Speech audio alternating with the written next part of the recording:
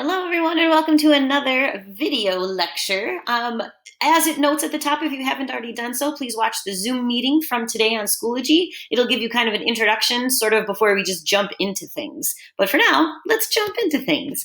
The objective today is to be able to describe the electron cloud using the quantum mechanical model. Go ahead and set that up as an EQ. Again, the reason you think about what your essential question is because of that at the end. If you cannot answer that essential question, it means you know you have to ask for help. You need to review the notes. You need to clarify information. So that's why that's a useful part of the note-taking process, is to think about at the beginning and the end, what's the whole point? What should I be able to answer after this new information?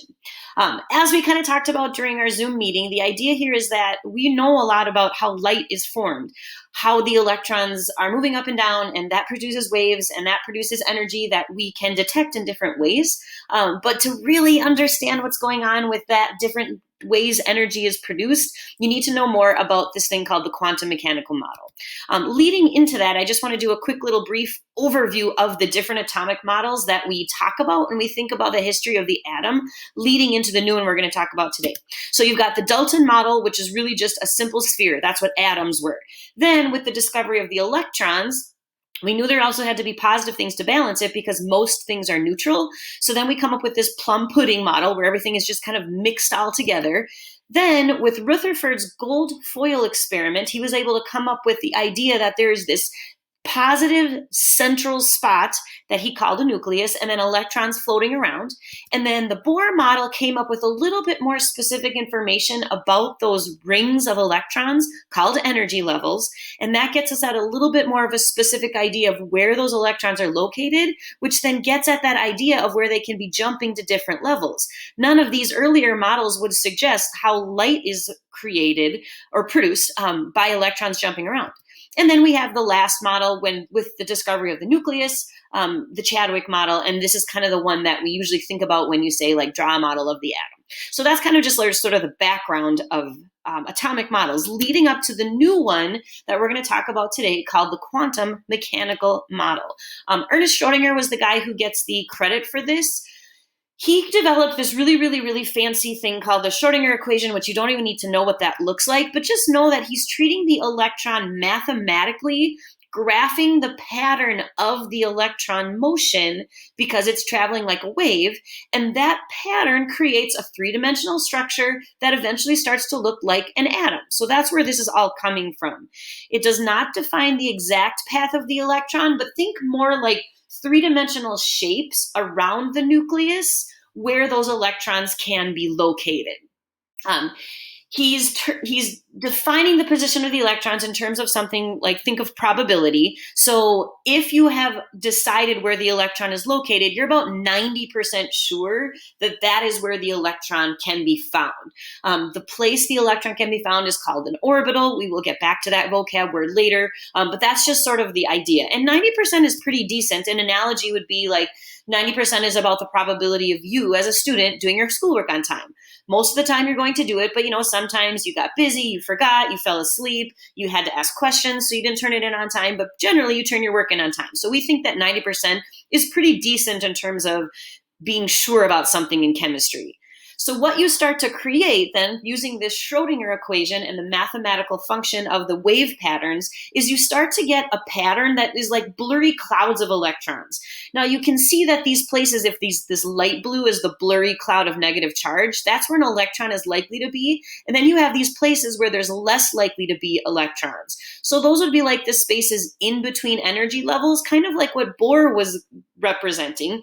It's just that Bohr's model doesn't work very well once you have complicated elements. The Schrödinger model works for all of our different elements on the periodic table, and so you can come up with a pretty good model. So that's where we want to start, is that's the background of where we got this new information from.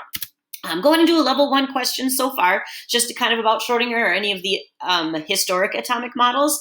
I do want to do a quick reminder that if you need a guide for your Costa questions, there is one on Schoology if you don't have the one from Chem A, or if you just need a new one or want some new ideas. All right, so either go ahead and pause the video right now to do your level 1 question, or you can come back and do them later. Just don't forget about them. All right, continuing on.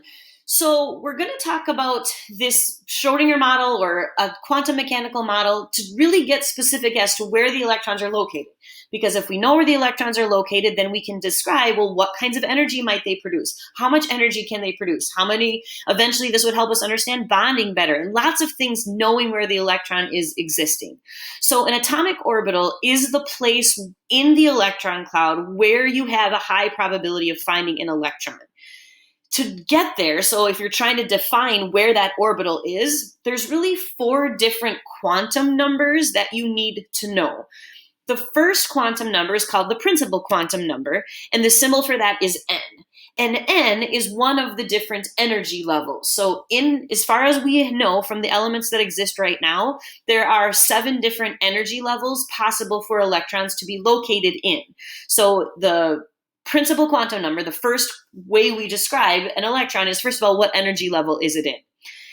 So the higher the number, the more energy it has, and you can't stop between. So there is no 3.7 energy level. You're either at 3 or you've absorbed enough energy to go all the way to 4 or 5 or 6 or 7. You can't kind of stop in between. Just like if you were climbing a ladder, you either have to stay on the rung you're on or you go all the way up to the next ones. So that's the first place we think about, well, where is the electron located? So first we think energy level or principal quantum number. After that, the principal quantum number, that first energy level, can be divided into sublevels. Okay, so that kind of makes sense, just getting more and more specific. And then the number of sublevels also matches the energy level, except that there's only 4 sublevels total. So here's what I mean by that. In the first energy level, that is your simplest, your smallest energy level, it only has 1 sublevel. Energy level 2 has 2 sublevels. Energy level 3 has 3 sublevels because they're getting a little bit bigger. They have more room for places to be located. And then the maximum, so energy level 4, 5, 6, and 7 all only have 4 sublevels. You could also think of this kind of like, imagine you were going to some kind of event, like a concert or a professional basketball game or something like that. And you get a ticket. So your ticket would tell you like, what section are you in? What level are you in? What seat are you in? Well, that's kind of what we're getting at with this atomic orbital idea, is where is the electron located in? What level is it in? What sub-level is it in? And then we're going to eventually get to the orbital. Okay, so there's 4 different sublevels, and the sublevels are described by their shape. The first one is the simplest one. So the first sublevel that fills up is a spherical shape, and you can kind of see the picture here. Imagine this was 3-dimensional. It will be a sphere, a ball. The P, because the electrons are trying to stay away from each other, because remember they're all negative, they get a little bit more creative. So instead of just going around in a sphere, 360 degrees, now they're going to be a little bit more creative because they have more electrons that they have to compensate, more electrons to stay away from. So now you get this sphere or this dumbbell shape in any orientation in the axes. The D could be different, complex, maybe kind of like a flower or a donut pattern. There's just different things like that. And the F is even more complicated because each of these sublevels gets a little bit more electrons in it, which means that more electrons have to stay away from each other. And so you start to get these different shapes. So it's not just a simple like ring of electrons going around the nucleus. The electrons are flying around in these more creative patterns. This is what Schrodinger's mathematical function is able to show us. So it's not just that simple model of electrons flying around even in like an orbital pattern. It's more fancy than that because the electrons are trying to stay away from each other and they're trying to stay by the nucleus at the same time. Okay, so we've got energy levels divided into sublevels, and then we'll continue on in just a little bit. Okay, do a level 2 question so far. Compare, contrast, explain the different parts of the Schrodinger model, like those kinds of things. All right, either pause the video or come back and do this later. Okay, so let's recap so far. So Schrodinger model treats the electron patterns as waves, and then that can be graphed, and you get this 3-dimensional shape, and it's we're trying to describe where the electrons are located so that we know more about the electrons. So we have an energy level that is divided into sublevels, and then the next piece is that sublevels are divided into orbitals. So orbitals are the most specific place where the electrons are located. Orbitals fit into sublevels, sublevels fit into energy levels fit into the electron cloud. So again, the orbital is the region of space where the electrons would actually sit. So if we go back to that idea of like a ticket at an event, it's your seat number in the row that you are assigned, in the section that you are assigned, on the level of the stadium, right? So that's like your level of your stadium would be like the energy level, and then what section you are in, that's like your sub level, and then you've got your row where your seat is located. So that's kind of like how specific we're getting. The S sublevel, because it's simple and it's small, only has one orbital.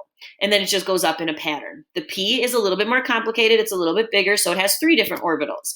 And then the D is a little bit more complicated, a little bit bigger. That's your 5 orbitals, and then it goes up to 7. So that's the pattern. So again, I'm just kind of building this really complicated model, but hopefully you're following the steps. So think big picture electron cloud. Then think that electron cloud divided into energy levels. And then those energy levels are divided into sublevels. And then those sublevels are divided into orbitals where the electron actually sits. Okay, that's where we're going for. Okay, we're almost ready. We're almost ready to be done with this. I have one more level I want to talk about. Okay, now we go from energy levels to sublevels to orbitals to where the electrons, how many can actually fit in there.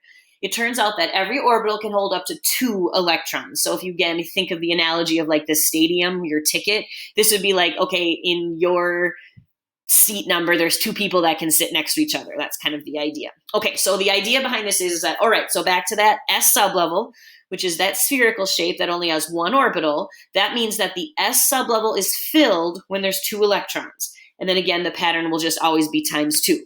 So that P sublevel, that's kind of that dumbbell shape, has 3 orbitals in it, which means that it is full when there are 6 electrons. And then they'd have to go on to the next level or sublevel. The D is a little bit more complicated, so it has more orbitals, 5, which means it can hold up to 10 electrons before you would have to go on to the F sublevel, which has 7 orbitals, which is filled when you have 14 electrons. Okay, so again, all of these ideas we're just trying to get more specific about where the electrons are located, because if we understand where the electrons are located, that will help us understand so much more about the atom and the chemistry that that atom can do. So we're just getting really, really, really specific here. All right. A couple little extra things kind of related to all of that stuff. The sublevels determine the shape of the electron's path around the nucleus. And the energy level determines the size of the electron's path. So for example, if you have a 1s compared to a 2s, the sublevels are the letters S. The energy level are the 1, 2, all the way up to 7. So the energy level determines the size. So the higher the energy level, the bigger the path. The sublevel determines the shape. So if you remember back to the notes we just took, S is a spherical shape. So if you have a 1s compared to a 2s, right now in your mind, before I show you, picture what that would look like. A 1s shape compared to a 2s shape. Think about that. Let's see if we agree. 1s would be a spherical shape, but it would be smaller than the 2s. So 2s is still a spherical shape, but it's, well, in this case, it looks about twice as big, but it's bigger, right? Because it's a second energy level. So there's more space, there's more energy. So that's the idea here. So sublevels determine the shape, that's the sphere. Energy level determines the size, so the 1 versus 2. So then another example, well, what if I have 3s versus 3p? They both have the same energy level, meaning they will both be the same size, but the sublevel is an S compared to a P. So again, now picture in your mind. So think back the notes we just took. What does an S look like compared to a P? They're both energy level 3, so picture that. Here's what it would look like. You would have them both be the same size, so 3s versus 3p, but they're different shapes. So S is spherical and P is more of that dumbbell shape. So again, we're trying to be real specific about how that electron cloud looks. It's not just rings around the nucleus. All right, the last piece kind of leading up to this is that eventually, if you have a whole bunch of different electrons in a really complicated atom, this is really what the atom would look like. It's really this like beautiful structure of the nucleus in the middle. You've got a 1s here, this small circle, a 2s, a little bit bigger circle, 2p, and then you've got these different dumbbell shapes, and then you've got a 3s, so this big shape out here.